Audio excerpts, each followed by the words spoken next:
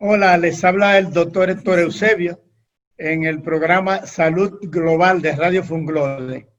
En esta ocasión vamos a llevar a la audiencia algunas informaciones relacionadas con la actualidad en el coronavirus.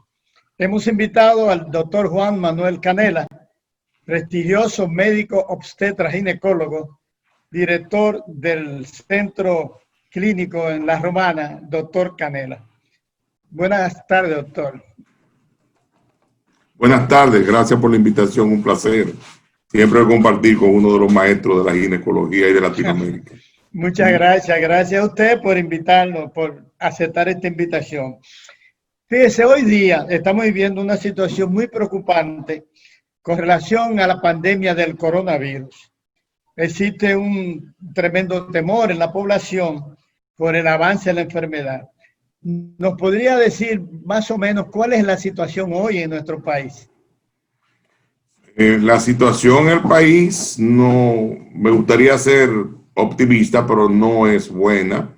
Tenemos un desbordamiento de las utilidades hospitalarias, tanto en el sector público como en el sector privado. No todas las clínicas se han preparado adecuadamente para tratar esta pandemia.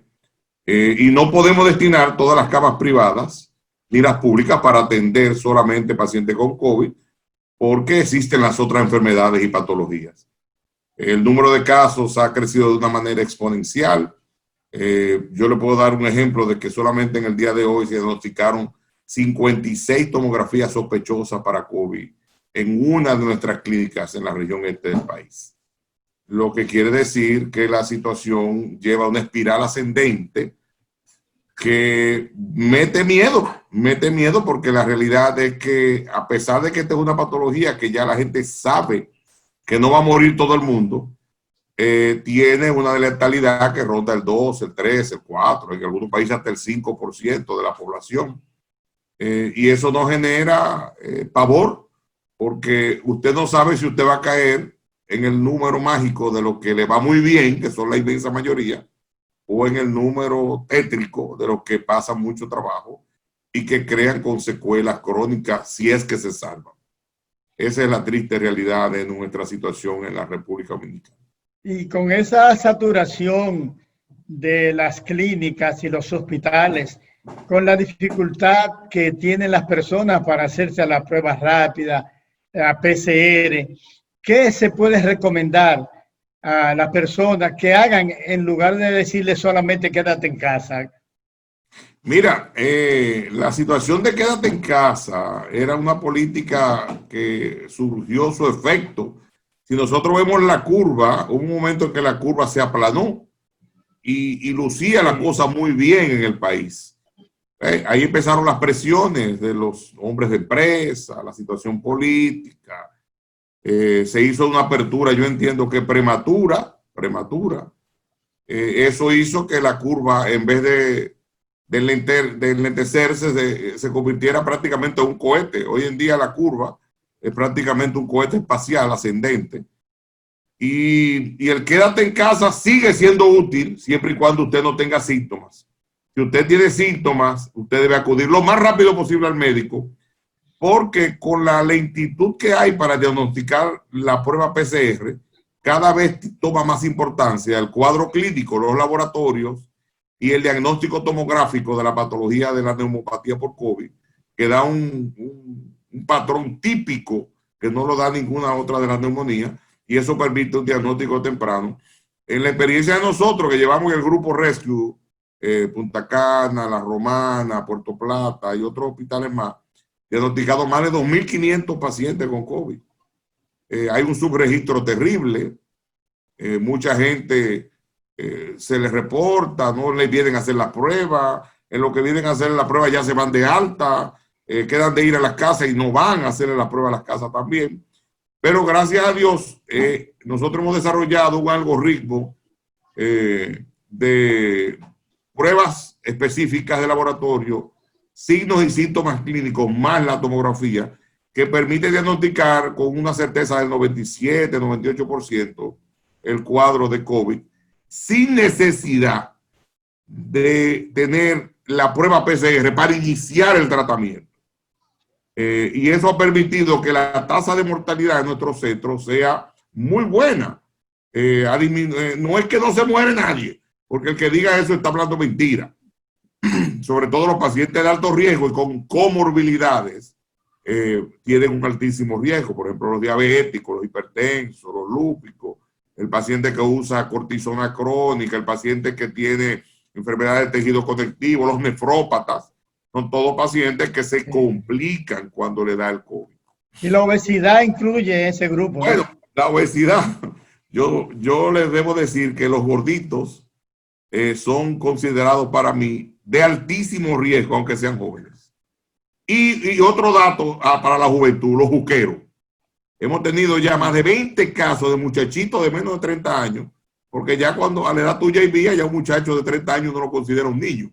Un niño. Un niño. Resulta que los juqueros y los electrónicos, los famosos cigarrillos electrónicos, vienen ya con enfermedad fibrointersticial del pulmón y enfermedad granulomatosa y evolucionan muy rápidamente a la infección por COVID, haciendo una neumopatía muy florida en vidrio esmerilado, con compromiso y disnea severa, y hemos tenido 2 o 3 que han entrado en ventiladores, aún siendo jóvenes. Y los obesos mórbidos es fatal.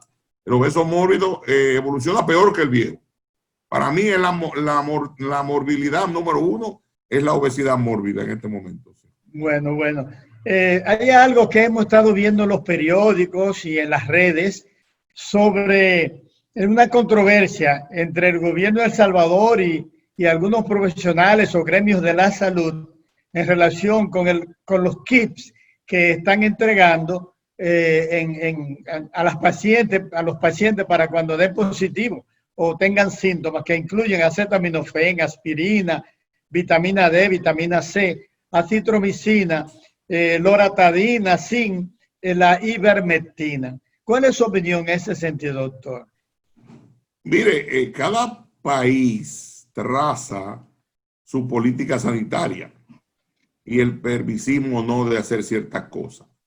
Hay que tener mucho cuidado con los kits que ya se están empezando a vender en la República Dominicana. Ya yo he visto unos cuantos por ahí de farmacias, de esas redes de farmacias grandes. Las dosis que ellos están promocionando son dosis insuficientes para la terapéutica y los protocolos que nosotros hemos desarrollado. Es decir, la dosis de ivermectina que ellos están dando son insuficientes. No todo paciente puede tomar esteroides. Hay pacientes que si tú eres diabético y si tú eres un hipertenso y te dan una dosis de esteroides, usted como maestro sabe muy bien lo que le va a pasar a su presión y a la hiperglucemia que va a generar ese paciente. Entonces, yo creo que eso es peligroso. Yo creo que debemos dejar la salud a los médicos y que los farmacéuticos deben ser menos negociantes y las casas comerciales y dejar de estar vendiendo esos kits. Porque yo te voy a poner un ejemplo. Si yo peso 240 libras y tú pesas 150, ¿cuál es la dosis de ivermectina mía y la dosis de ivermectina tuya? ¿Cuál es la dosis de dexametasona mía y cuál es la dosis tuya? ¿Cuál es la dosis mía de metrotexate y cuál es la dosis tuya? ¿Cuál es la dosis de tocilizumab tuya y la mía? Son totalmente diferentes porque van a depender de tu peso y talla. Y entonces eso podría hacer más daño que bien. Hay que tener mucho cuidado con la automedicación. Yo estuve viendo en algunos de los mensajes que le envían de Sudamérica, Centroamérica, que ya son muchos o varios los países latinoamericanos que están usando la ivermectina. Ustedes tienen una buena experiencia, ¿no? ¿Qué nos puede decir acerca de la experiencia de ustedes? Nuestra experiencia con la ivermectina ha sido más que buena, excelente. Sobre todo para los casos en fase 1 y fase 2. Es decir, los casos leves y moderados, se genera una reversión de los signos y síntomas de una manera drástica, brusca y prácticamente sin ningún tipo de efecto secundario. Tenemos que tratar de prevenir a la población de que acuda a los centros antes de que tengan la dificultad respiratoria. Porque cuando hemos extrapolado los hallazgos tomográficos que encontramos y de gases arteriales en los pacientes que llegan con dificultad o sin dificultad. Cuando un paciente llega con dificultad respiratoria, tiene un compromiso de más de un 35% de la trama pulmonar. Y ya empieza la famosa tormenta de citoquinas. Ya cuando usted llega a una fase 3 avanzada o fase 4, ya no es ivermectina, ya no hay nada mágico.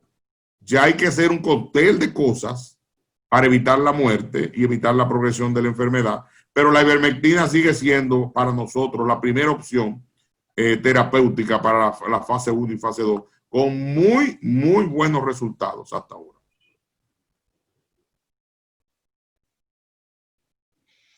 Finalmente, doctor Canela, nosotros tenemos entendientes en la unidad de cuidados intensivos y respiratorios que produce un mayor aporte de oxígeno. ¿Qué nos puede decir con relación a este equipo? Bueno, es un equipo muy sencillo que nosotros ya lo habíamos diseñado para el área de neonatología. Yo trabajo en investigación biomédica con varias compañías del mundo, desarrollando equipos médicos hace ya más de 20 años, en el cual nosotros modificamos el ambiente en el cual el CPAP funciona y le creamos que en vez de tener un 21% de oxígeno, nos proporciona un 85-87% de saturación de oxígeno en la línea. Y eso funciona como un ventilador sin ciclaje, donde se da presión positiva con una máscara de alta presión de flujo que va a variar desde 6 centímetros de agua hasta 25 centímetros de agua, dependiendo de los pulmones de cada persona. Y eso evita el colapso alveolar y mejora la oxigenación en los pacientes que vienen con baja saturación en un 25 o 35% en cuestiones de minutos. El gran problema es que hay pacientes que ya llegan con daño y fibrosis pulmonar que crean dependencia al oxígeno y muchos de ellos se han ido de alta, incluso con oxígeno, aunque sea baja dosis. Pero el CPAP, el CPAP con aire, con enriquecimiento de oxígeno, nos ha permitido disminuir la tasa de intubación, es decir, la ventilación mecánica la hemos disminuido en su mínima expresión. Y, por ejemplo, de cada 50, 40 pacientes que nos llegan a nuestra clínica, 1 o 2 pacientes entran en ventilación mecánica. La inmensa mayoría lo podemos manejar sin tener que hacer el coma inducido y la ventilación mecánica, que da muchos daños, muchos efectos secundarios una vez tú llegas a esa etapa. Bueno, me parece que en realidad ese es un gran aporte. Agradecemos en todo cuanto vale al doctor Juan Manuel Canela por esas orientaciones que ha llevado a la audiencia hoy de actualización en relación a lo que está pasando con el coronavirus. Muchas gracias, doctor Canela. Gracias por la invitación, profesor. Siempre gracias es un placer a usted. Esperamos compartir. una próxima ocasión esté con nosotros con otro tema. Buenas tardes a todos y hasta la próxima.